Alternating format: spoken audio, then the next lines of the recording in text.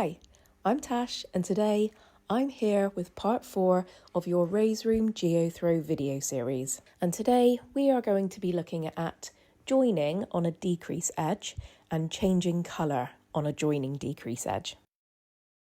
So up to this point you should have your block 3, which is your negative block, just up at the top here. Then you will have worked your way along here doing blocks 4 and 5, and then we are now onto block 6. We've done half of block 6, which was where we are joining on the increase edge on the way up. So joining over here and not joining to anything down here along this edge. And now we are just up here at our last increase row before we start the decrease. And this will be the first time in the blanket where we are decreasing against an edge that we need to join to. And as you can see, we just need to fill in this square here and make our way back down the block. Now the same here as when we were joining on an increase. Everything that we do is the same as we would do if we weren't joining, but we are just adding a little joining slip stitch in at certain intervals. And those intervals are generally the spaces between the squares on the block that we're joining to. And each of the little squares that we're creating should line up with the squares on the block that we're joining it to. So in this position here, we're actually creating the last increase row of block 6. So as we have been all the way up, we're going to be joining it to block 5. But as we're working it, we're also going to start joining it to block 3 as well. So as usual, we start with a chain of 3.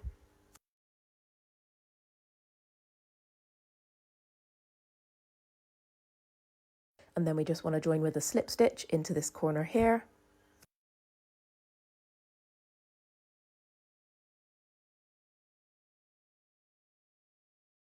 And now we want our second chain of 3, which we are then going to slip stitch into here.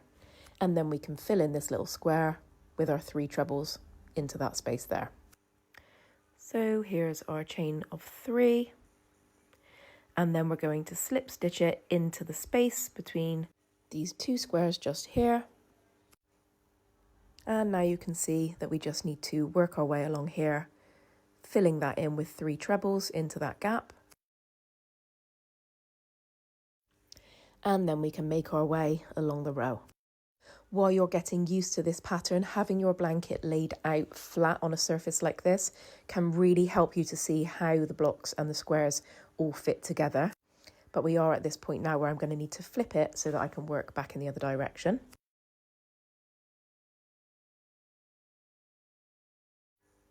So I'm now going to work my 3 trebles into the space that we made with our first chain of 3 there. And then slip stitch into this space here, chain of 3 to step up, and another 3 trebles. So the same as we're doing all the way along to create this corner to corner block. We're just going to continue with that along the row now. At the other end, we're not joining to anything, so I will just be making my way back. So here we are now, and back to the joining edge. And I just need to fill in this last square here, and then we're going to join along and away we go. So my last chain of 3 and 3 trebles needs to go in to fill in this square.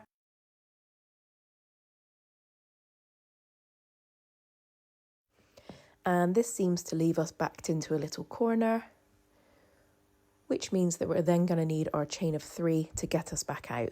So the same as on any decrease edge, we would get to this point, do a little slip stitch, and then chain 3 to come back on ourselves, and we're going to do the same here. So we're going to slip stitch at this interval, and then chain 3, and then slip stitch in here.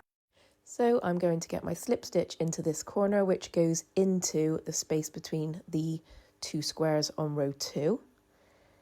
And then we're at that point now where you can see we need our chain of 3 to get us back out and over to here.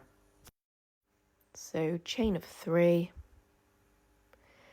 and now you can see we're back out of that corner, and we now need to slip stitch into here where we normally would, so that we can carry on working our way down the row like this. But when we do that slip stitch, we are also going to need to slip stitch into this space here between the 2 squares on block 3 to join it to block 3. So we're actually slip stitching into 2 places at once. So we're going into the space between the treble and the chain as we usually would, and then we're also going into this space between the 2 squares on block 3. So there you can just hook that and bring it through everything. So 1 slip stitch to join at 2 points. So that then leaves us here at this point where we need a chain of 3 to get to the next interval. And we would ordinarily now just add our 3 trebles in here and make our way down. But because we are joining to block 2, we also need to do a slip stitch first, just into here to join that chain of 3 at this point here. So again, the interval where we're joining is in between the 2 squares on block 2, and that's now joined. So now we can work our way back in the other direction with our trebles, filling in this square here. And this will be the point where you're going to need to flip it so that you can work back in the other direction.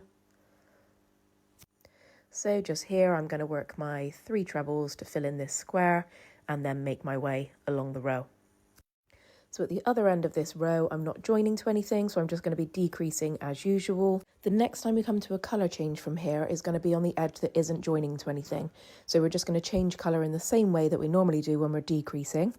The following colour change after that is going to be on the decreased joining edge, and I'm going to come back and show you that when I get to it in just a moment. So here we are, we've done a colour change on a non-joining edge, and now we've made our way along that stripe, and I'm now at the point where I need to change colours again, but this time we're changing colours as well as being on a joining edge. So we're right at that point where we've kind of backed ourselves into a corner and we need to get out with our chain of 3. But first we need to join with a slip stitch in the corner that we've ended up in, then we'll work our chain of 3 in this same colour before changing. So I'm working my slip stitch into the space between the 2 squares on block 3, the same as before as I showed you. Then we want our chain of 3 to get us out of that corner. And this is the point now where we're going to join this corner here to this one here with a slip stitch. But instead of picking up the same colour for our slip stitch, we are going to be hooking and bringing through the new colour that we want to change to at that point. So if you get your new colour at the ready, and you can then take your hook and go into the space between the chain 3 and the treble as you usually would on a decrease row, then put your hook into the space between the 2 squares on block 3 as you usually would to join on a decrease row. And now at this point, instead of picking up the colour that you're working with, you're now going to switch and pick up the new colour that you want to change to. So in this case, I'm switching to colour A.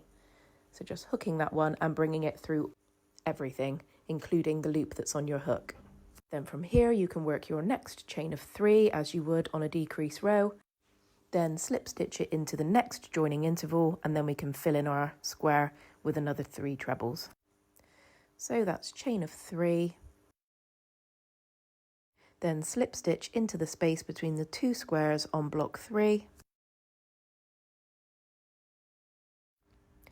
And then, as you can see, we can do our 3 trebles across here into that space.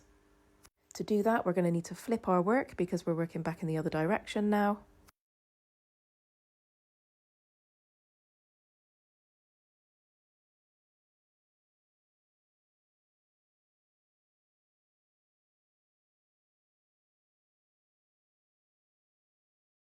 So 3 trebles in here.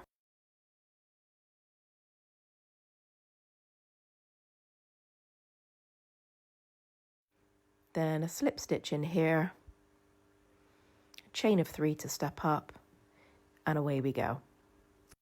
And that's it. So my next video is going to be showing you how to work the edging on the geothrow and how to create tassels and attach them to your geothrow. If you haven't already got your copy of the geothrow pattern, you can head to raisroom.co.uk where you'll find it in digital format and in printed booklet format to be posted out to you. And you can also order the printed version from my TikTok shop. For ongoing support and inspiration with this pattern and lots of other stuff, join the Raise Room Crafters Facebook community group. And please do let me know in the comments, how is your geothrow coming along? If you found this video helpful or just love crafty, colourful content in general, make sure you hit follow now. And I'll see you next time.